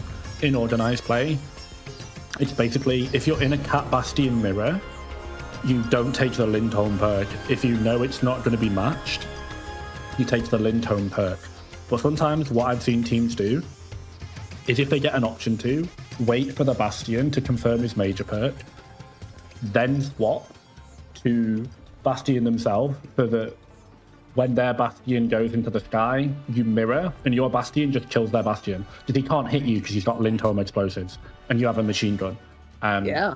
It's like the only micro niche interaction I know about Cat Bastion. Friday Wrecking Ball would put the fear of God into me. This would be like the equivalent of seeing your local priest at like a K-pop dance concert just doesn't really make sense. Yeah, you got me, son. I'm definitely lost for words. Okay, he's playing another big wide character. Typical Friday. Okay, well, Mando Nectar have got a decent answer into the fish Zarya. Yeah, Zarya is definitely a good answer for this one, so hopefully they can make it happen. Reverse sweep needs to start right now, and again, you want to talk about MVP caliber. I mean, Fish being one of our MVPs for the B League has to show up now for their team. I mean, with the assist from the DPS would help out a ton. Blinded, again, has been, you know, kind of electric throughout the series. I mean, despite the 0-3 scoreline, still been making some numbers. Oh, Blinded has been like the bright spot for Mando Nectar so far. They've done well to get them into position where the hit stand can dominate, but absolutely something that they have been doing. Hidden King immediately get off the Malga run. They're going to go back to Old Faithful, Reinhardt, and Bastion Maze. They just kind of counter swap Mando Nectar. Okay, going right back into the fight again, going straight to the point. Bastion configured, trying to isolate a target. Fish running for the hills, but again, they don't have any bubbles. They don't have anybody to really contest this point. Big Brain had to utilize Suzu super early in that fight, so not gonna be able to survive for too much longer. Blinded, get an equalizer pick, and if they can isolate Lucky as well, it would be a big fight. But the perfectly timed crouch to kind of keep him out of harm's way. Fish winds up falling, and so now it's just a matter of Friday cleaving down the last few opposition, and they might be able to flip over that target. But again, silver lining here, Jace, 75% plus. I mean, that's pretty much a one-fight situation for them on Flashpoint. It is. So Ravassa goes incredibly fast, and Mando Nectar, I get lucky. As they get lucky, they get rewarded for winning the first fight, because now they're going to use their ultimates to retake. Two major things for me, Mr. Leapfrog, when you play Kiri, is that when you have Lucio, you can leave the fight, and when you have Kiri, you have safe TPs, and I'm not really seeing those from the Mando Nectar botline so far. I think they've not been leaving fights, and I think Big Brain has been getting punished by the lack of safe TPs. Hidden King are just in, by the way. Friday, you cannot go that deep. Yeah, just went a little too aggressive. That Kitsune does not bend the corner, my friend. That is a straight line. Yukino gets rid of Kern Master, and Lucky actually thinks it's winnable. Popping their artillery strike, trying to isolate a target. Not gonna be able to find anything, I don't think. Yeah, just give me a little desperation artillery strike, try to find a pick. Maybe Friday and Yukino can kind of pair up again and get onto the point. 99%, barely triggered overtime. And Lucky and Kern just fighting off the site. This would be a big pick for them. Yeah, Hidden Kings get this pick, but Friday's so low, has to just hold shield on point. It absolutely means nothing against the Ramatra, though. Absolutely beating the brakes off of them. They utilize the May Blizzard as well towards the tail end of that, but I don't think it's going to be enough for them. They flip it back over their favor, but I think they just stabilize and cap this point. Yeah, once no Bastion form or Fish has got any amount of HP and speed boost, it's just absolutely lights out and away we go. F1 level pacing. Yukino's Blizzard is awful in that fight. It gets absolutely no value. Mando Nectar rubbing their hands with glee, because that's a major ultimate. That's a major thing that they can use to get rid of Fish basically for free. The freeze is so good against Ramatra. Can't really do anything against a wall and a Blizzard chucked on his face. For getting rid of that major tool, massive for Mando Nectar, on top of winning the fight as well. Yeah, this is free game for him, but you see Memory making that change back over to the Baptiste, one of his star-studded characters as well. They're gonna just flip the map. I mean, who's attacking, who's defending at this point? I mean, still 9 seconds before the point unlocks, so they have time to kind of rotate around. Fish kind of eyeing up the opposition, trying to figure out where everybody's located at so he can find a way to pop the Annihilation. Satsuriki spree straight in the back line, only getting rid of the Immortality field, but I think the amount of damage stacking up was too much for them to handle.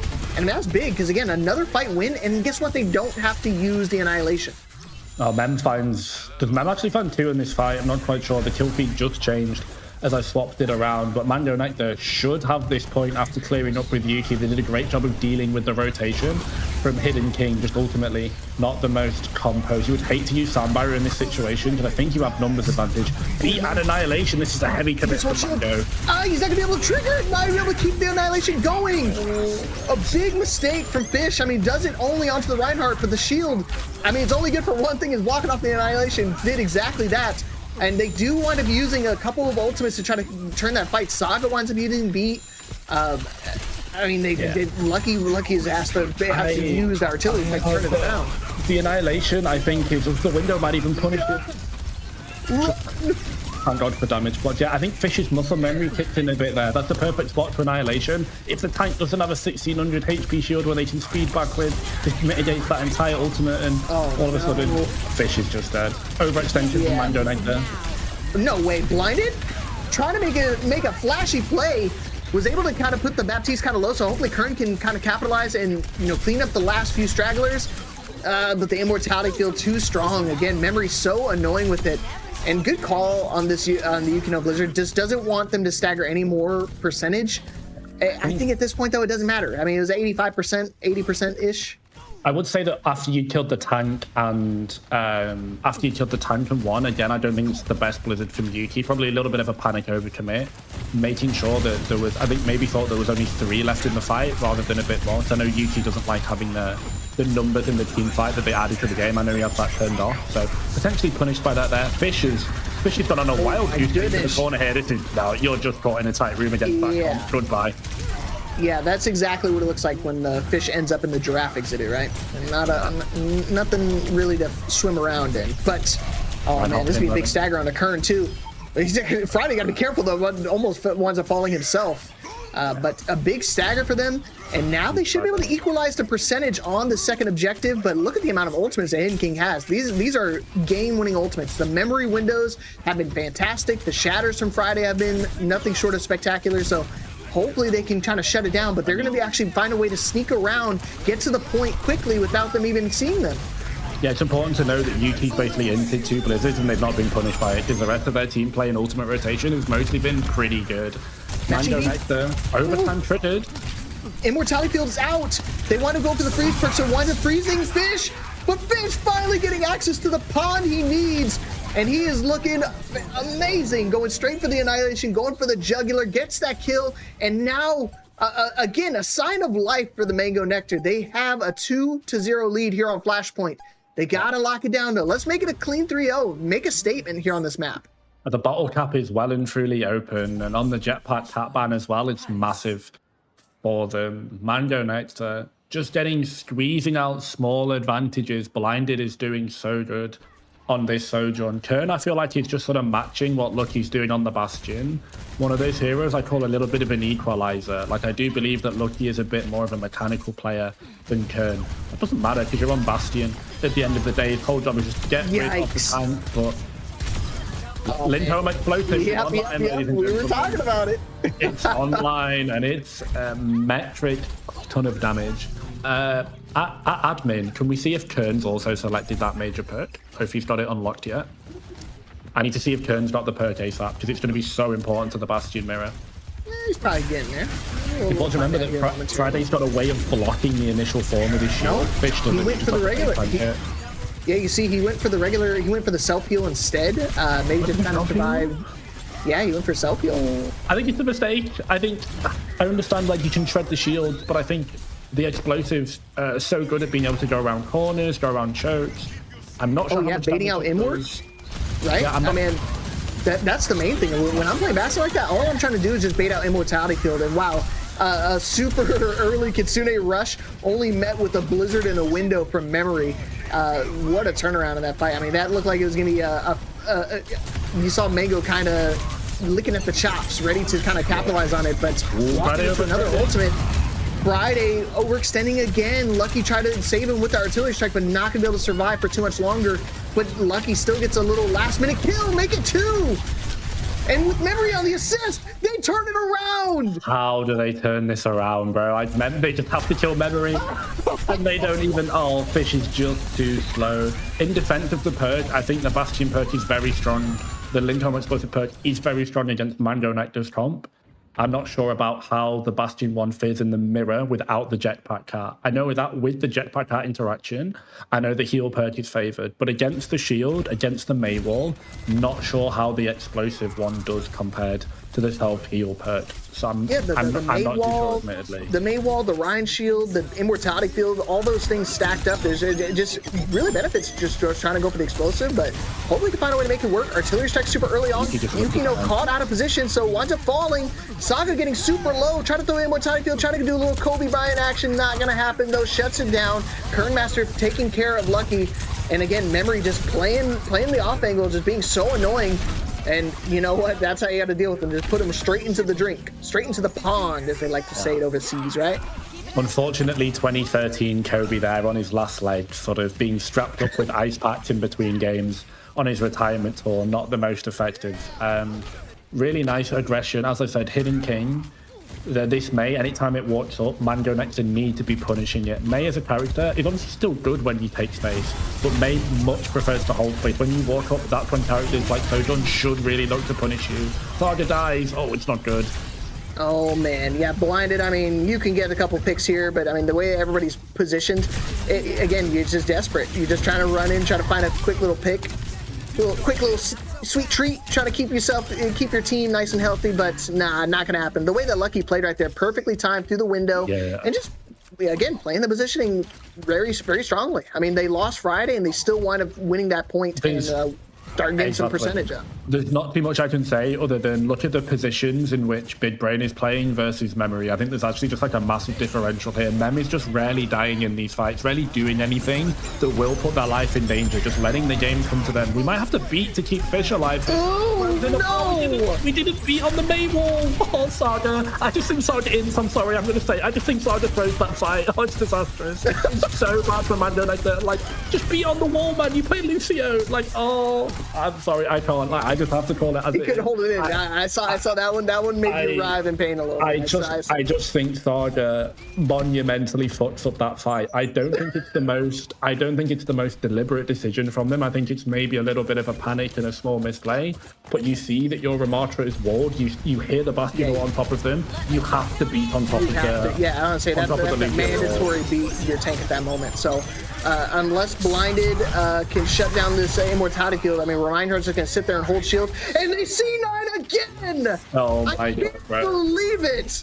Honestly, like, just end the series, guys. Like, those 2 fights in a row, like, let's just go home. Another fight my God. should have gone the way of Mango. But and Mango they slipped through their fingertips. You were talking about it earlier, Jace. That is such a big mistake. Hopefully don't let it dwell on it, because I mean that's so heartbreaking. They could have wound up closing out the series with that point. Like, Hidden King, I think, are already the better team on paper coming in, but they're just being gifted so many free fights because of Mando Nectar's, like, misplays. Like, there's been C9s, there's been, as I said, I think the Lucio just kind of misplays there.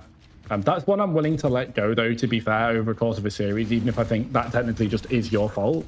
We're all going to have faults, right? So I don't want to be too hard on Corey, on the Lucio there, but as I said, it's the wrong decision. But the C9 is, like, a little bit inexcusable from everyone. Like, anyone on Mango Nectar can touch the point there. All right, but here we go. Straight into another Fire Strike. Blinded, already committed to the overclock. Winds up getting shut down right away. And the pieces are just falling apart, Jace. They have momentum. They have absolutely nothing locked in here. And I mean, now they have to walk into the spawn. I mean, it's absolute pandemonium. I think it might be over. Fish has gone over to the Reinhardt, actually. I really like this swap because it's one way of blocking Earth Shatter. Otherwise, they would have had a free Earth Shatter and one fight. Like, oh, but no Bastion, no damage now. And look at that, Fish is also low. They get rid of the Reinhardt, the opposing one, but are they going to be able to survive themselves? Just having to do circles in the spawn door, 90% and counting for Hidden King. Mando needs touch. Yeah, Mando do it. Oh, they get the touch. Big. Oh, they get a pick on the Lucky. Lucky's so low. But the window for Memory. Just shutting everybody down. Nobody left to touch. Mr. Reliable. Falling apart at the seams. He's Mr. Reliable. Oh my God. And Wales answer to Landon. Where are you?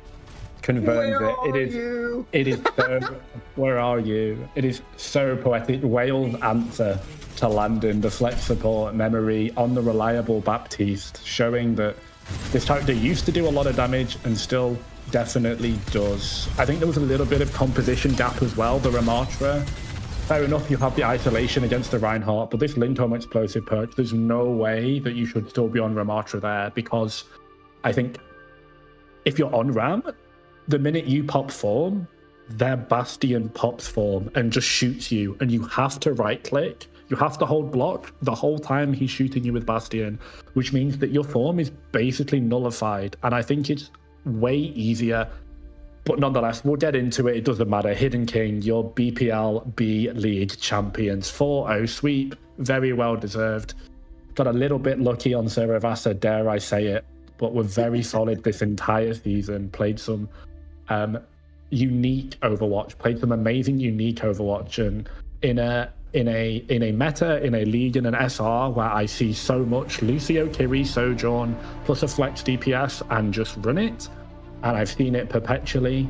They dared to break the mold and they dared to play something different. The Baptiste, the Roadhog, the Mei, sometimes Bastion. They played Cat before anyone else. And they did a really good job with it. So congratulations to Hidden King, as much as I hate to admit it. Very well deserved BPL B League champions. Mr. Leapfrog, what are your thoughts on our champs? Again, I mean, you already hit the nail on the head. I mean, we came into this expecting a very close matchup. I mean, two of the teams we expected to see in grand finals, and it was just so one-sided. I mean, you want to talk about composition changes throughout the matches. I mean, look at where we started at. Look where we started and look where we finished at. I mean, we started off on some compositions like the Reinhardt. Fish was trying to force it out. I mean, went to the Ramatra for a big chunk of the series as well. Just not able to get any type of footing down. I mean, Hidden Kings were just playing so well around all of their teammates. I mean, we talked a lot about the DPS line. Yukino's amazing walls. Lucky finding a lot of value on whatever characters that she decided to play. Friday just going absolute ham onto the tank. But again, these support lines made such a huge difference for their team. Moon was playing some spectacular Jetpack Cat. Memory again just going absolute sicko mode on the Baptiste. One of the characters we don't see a whole lot in competitive Overwatch as of lately, but making it look so dominant, so one-sided throughout the entire series. Yeah, I think Hidden King's understanding of their compositions was just far exceeding Mango Nectar's today. And that's not even to top off considering, like that doesn't even consider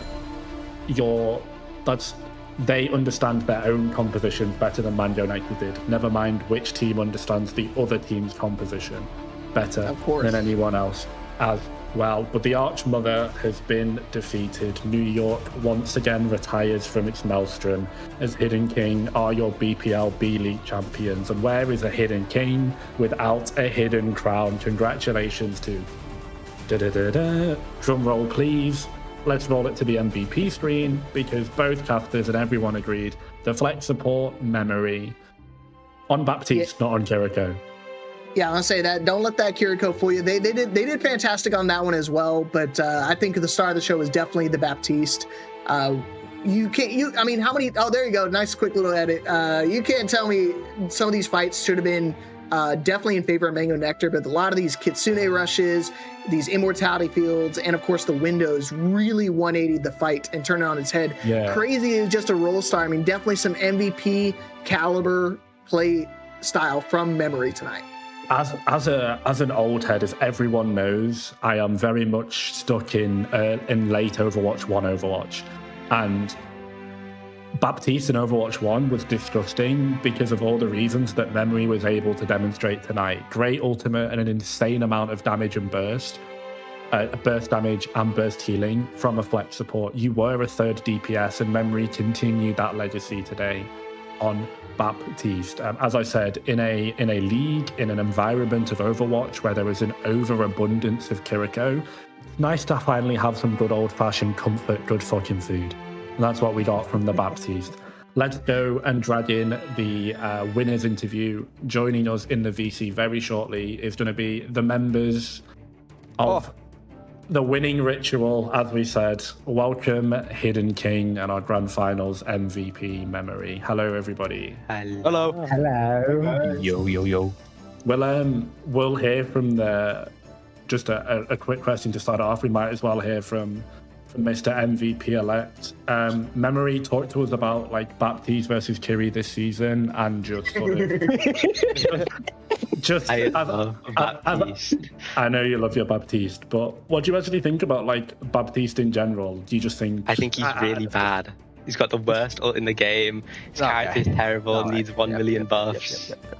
True. I think you should be able to ban Kiriko every single match. True. I bet. Yeah, Memory's just on bat because he finds Kiri boring. That's pretty much it. I think every single game would be easier if I was on Kiriko. Maybe, yeah. Yeah, it makes sense. So, I mean, again, I mean, you guys dominated this matchup. I mean, I saw in the upper finals, you guys had already taken into a 3-1 fashion as well. Was there any type of studying that you guys really had to lean into to, prepare for this grand finals matchup to look this dominant? No. I think they just play what we play, but we're better at it. So it doesn't require much, like no flame. Like it doesn't require much, not thinking, but like preparation, because like they want to do what we want to do, but we're just better at it than them. So we just win basically. As I said, you'll hear your victory spiel speech that I gave you guys to give you credit.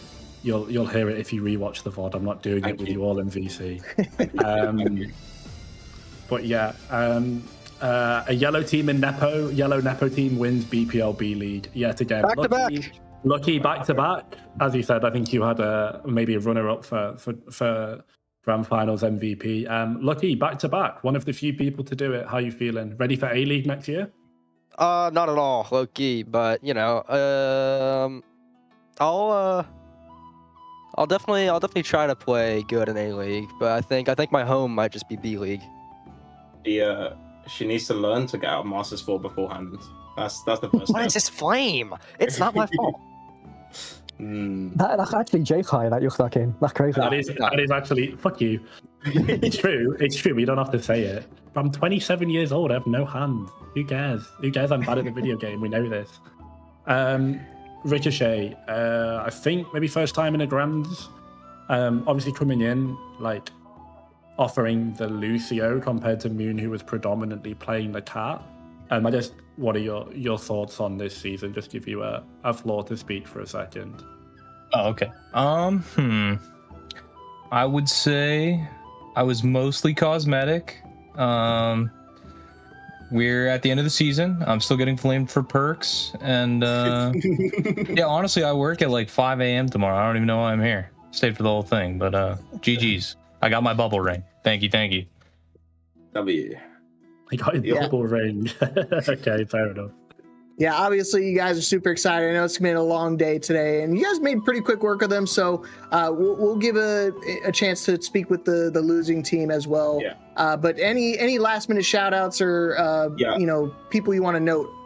I just want to say shout out to Friday. Bro could not talk the entire time. Like he did not say like. Friday was muted the entire series. Was he eating or? No. Yeah, he was the whole time. Like I could bet he was too, but Friday he just has the aura, bro. He has the big man aura, and everyone knows where to go. He doesn't have to say a word. So shout out to him. Makes sense. I did call it out during that push map. I called him Big Man Blastoise for a reason. So hopefully continue aura farming during next season. Again, big shout outs to Hidden King, our BPL Season 8 B League champions. Again, an amalgamation of just raw talent. I mean, they have so many strong core elements at their forefront. And then, of course, they have a couple of the role stars that helps out a ton. I've already talked about the role star of like Memory and Lucky. And of course, you can't forget about the Rookie of the Year, Moon. I mean, they played fantastic tonight. I mean, whether it's the Lucio or the Jetpack Cat, they had some amazing plays to their name. So definitely one of those things. I think we're going to see a lot more of these players in the near future. But now, let's go ahead and take a look and get an interview with the next team with, of course, Mango Nectar. If they want to do it, I'm not sure who's around for Mango Nectar. Just grabbing him now? Okay, we're grabbing him now. I would be likely to hear from Kern, because it is important to remember, to be fair, that Mango Nectar, whilst I think the wheels fell off towards the end there, they're still second place. Kern signed up as a captain to do this B League draft last minute, so basically did it without any draft prep. They then have to get a backfill week 2 with availability issues as well. So whilst that grand finals, I think, was admittedly a bit one-sided, I think Mango Nectar are undoubtedly the second best team to have popped into B League this season. And considering they came together under, as I said, like, I really can't overestimate after captains with experience, talent scouting, they've got time to talk to people before draft. The fact that Kearney's just sort of steps up and puts the team together basically on the fly and it gets second, I would say is pretty impressive. Speaking of, we're going to hear from him now. Kern, Commiserations on the finals. I felt so bad watching that last map. That was so rough. It happens. But sometimes the wheels fall off, and we've all been there. But how are you feeling overall? I still think a very strong season from you guys. I mean, they played well. I can cope. We can all cope as much as we want. But, I mean, they played a really good game, and they beat us fair and square with the 4-0. Like, some maps were close, some maps weren't, but they did it. But as a team, I was super happy. Like you mentioned, I got thrown into this with, 30 minutes before the draft even happened. It might have been about less well, than crap, an hour, I have to do this. So I started DMing people. I DM Mooney, I DM Strudel, I DM Fish, I DM a few other people, and I was getting feedback, and I was like, all right, I have an idea. I'm gonna go with this. And I mean, we got second, so I did something right. Obviously, I wish we could have gone further, and I think it's a big help to Corey. However people feel about the backfill, I got a GM5 player. I didn't know who they were. They then had to remove themselves, and Corey was at the backfill, and I think he really helped our squad. And as a whole, I really appreciate everyone on my team. It was a very fun season. I think, honestly, like a lot of people, I think were really scared just because of the name of the backfill. But I think ups and downs, like I think the backfill in the end probably turned out okay. Like there's been some very egregious backfills, and obviously like Corey was a big factor in helping you guys get through the playoffs. But I wouldn't say this is like top 3 or 4, just truthfully speaking, in terms of like proper like egregious backfills that have just warped a whole season. At least I would say as soon as it's done. But yeah, Corey, you ended up pulling back up and didn't end up doing in the draft. Did Kern give you a ring from Cancun and said, I need a main support? What was going on? Because I think you've been gone for a little bit, haven't you? Yeah, my last match that I played was in Snowdown, and I was like, I'm done. I played in Face It and ended that season like at the same time. So I decided I was done playing. And then I was just hearing from multiple different people that they might need a backfill for a GM5 player. And I was like, I was still playing ranked, by the way. So I wasn't like low rank compared to what I should be. Yeah, and I'm like Master 1 right now. But anyways, I signed up, and then Kern just ended up needing a backfill, and it was a really fun team to come back to. But now I'm done unless there's another team to come back to. I don't like saying that I retired because I think it's kind of cringe, but also like I'm not playing anymore. So it was really fun. Who's retiring from BPL and KL adjacent tourneys anyway, like who's out there putting a retirement post out for that? We'll play if we get an opportunity. As I said, exactly. I think you did. If it's there, we're there. If not, it's okay. It's not the end pick of the up the phone. Yeah, you're playing with house money at that point, right? If you show up, you get second place. I mean, you're damn near about almost a grand champion. So big ups to that, man. But seriously, I want to hear from you, Kern. I mean, I know obviously not the finish you're looking for, but is there any some names and some people that you just really appreciate showing up or just want to call out? Genuinely, the entire team. Like I already talked about Corey, but Fish was the heart of our team. He can be hard-headed, but it doesn't matter because Fish was the MVP and he showed why. He has so many dominant ways to play the game, and I think he brings a leadership that a lot of teams do need. I think Sandy was the joy of the team. Sandy was so fun to talk with, and he would always bring our mental up, whether he was in or out. Big Brain, the silent carry. He should have. There was a case for him being MVP early on the season because of how consistent he was as a player. Strudel, I love Strudel. Sometimes he wasn't able to show because of work, which actually sucked because I really rate Strudel as a player. I put him super highly. And then Blinded, I mean, he was supposed to be the guy that we got, and he absolutely was. Again, should have probably been Road Star. Blinded, he was better than me. I got Roll Star somehow. I think that's just name recognition. Blinded was the best DPS on our team. All right, buddy. Blinded was our best DPS. Blinded is crazy though. Yeah, he's by far. He should have been an A-League player. There are some people that dropped to B-League that should have been A-League players, and Blinded absolutely was one of them, and he showed it for almost 99% of the season. So it's I agree. This entire team I felt super confident in, and I mean, second place, I wish we got grand finals, and I look at this roster and I go, damn, this could have won. But second place is literally the next best we could have gotten, and I'm glad that this group was able to get that because they do deserve it. All of these players are amazing.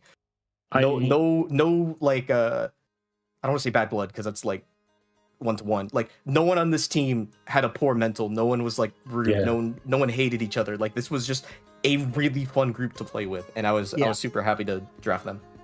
I could see it, man. You guys had pure heart throughout the entire series. I mean, think about it. You guys had 4 role stars on your one roster. I mean, just getting 1 role star on a team is difficult as it is, and to have 4 of them on the same team is just absolutely mental. And you had an MVP in Fish there, so seriously, I know you guys wasn't the finish you're looking for, but I know for a fact that you guys had a fantastic season. Playing with house money at that point and walking away just as a runner-up is still nothing to scoff at. So big round of applause to you guys, and for holding your guys' head held up high.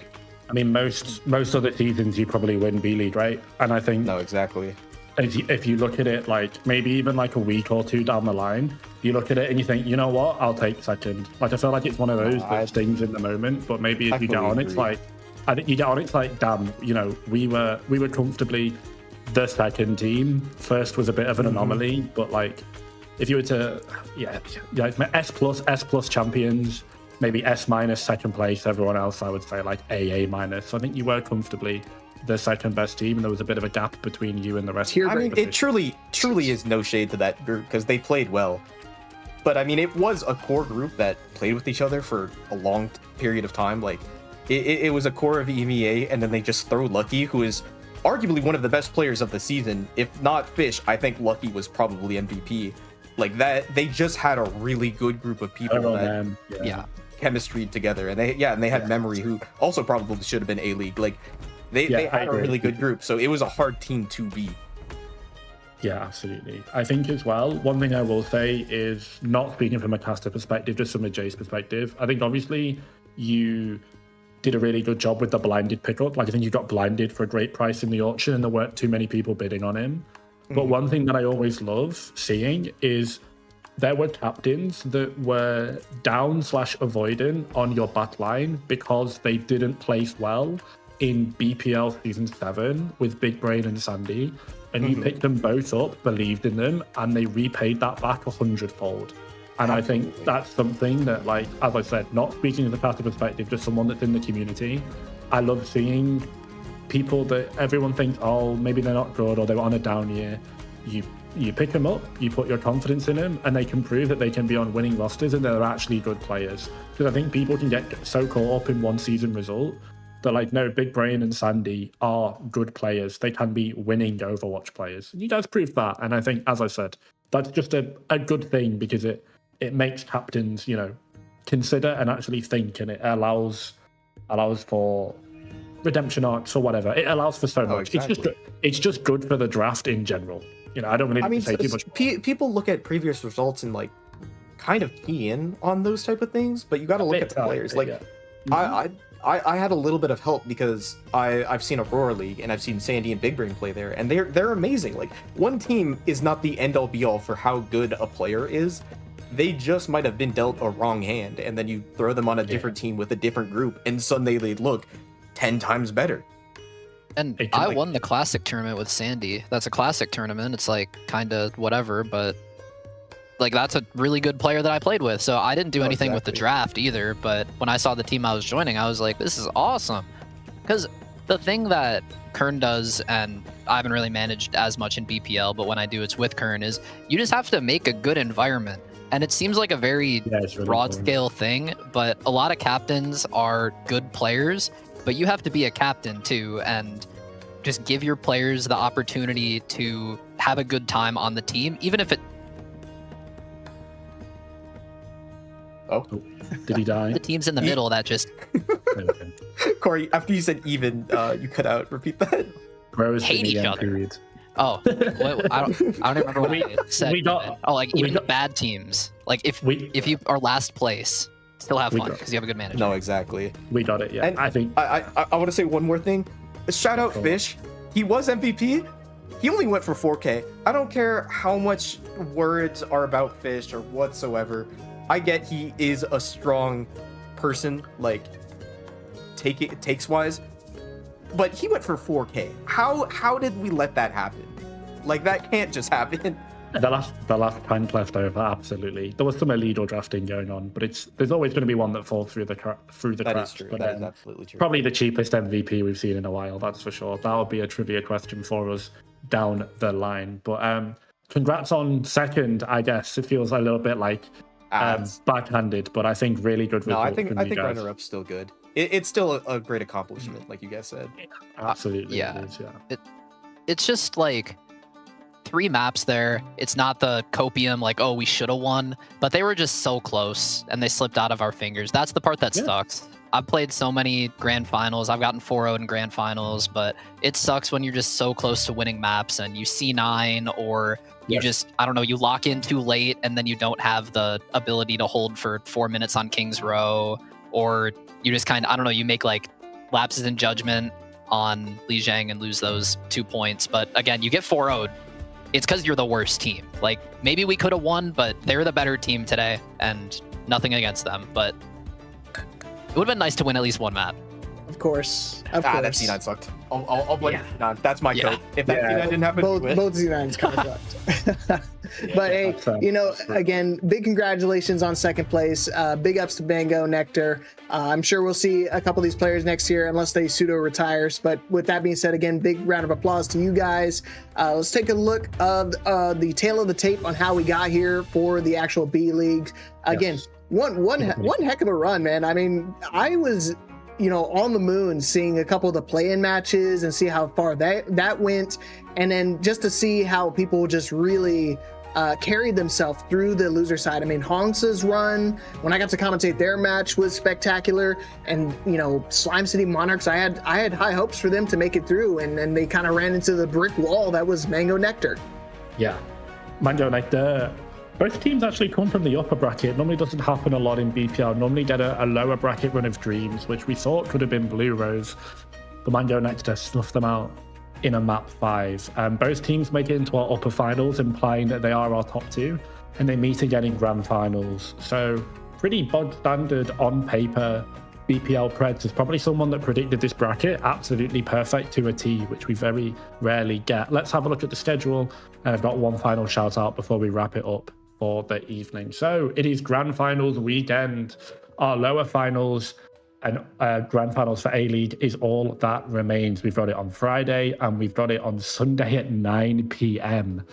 So Amatori will play Odin, and the winner will go up against Siren's Song. Do they have the wax in their ears and the courage in their heart to resist the call of the devilish mermaid? We're going to find out. Amatori versus Odin. Winners in the grand finals, losers go home. One last thing, if you haven't seen the BPL announcements, I and some of my friends over at EMEA Cord of the BPL community, we're putting together World Cup. If you still got the stream open and unmuted, please sign up for World Cup. Sign-ups will be closing in a couple of days. BPL World Cup is probably the flagship off-season event. It was so loved last time, and we can't wait to bring BPL World Cup back to you guys. But we need you to sign up. In order to do this sign up, you do not need to open Overwatch or have access to do it. If you are out of the country at the moment, just sign up. It is a Google form, takes about 2 minutes, super easy questions. Trials and everything else, the team building stage, the trial stage, will begin in September and will last the entirety of the month. That's about everything. Thank you. Over to you, Leapfrog. Take us out for the evening. All right, that's gonna wrap it up. I'll be seeing you guys more likely on Friday. Probably get myself on there once again, and we'll have to see who they pick on for that one. But again, it's gonna be one hell of a match because it's gonna be a run back on that upper finals for the A League, and then just gonna be able to close it out for season 8. I'm excited. I know you guys are. And again, please go sign up for the World Cup. I know a lot of people are gonna be very. It's a very anticipated event, so I hope to see you guys there as well. And thank you everybody for watching here tonight. We'll see you guys again Friday. Have a good one.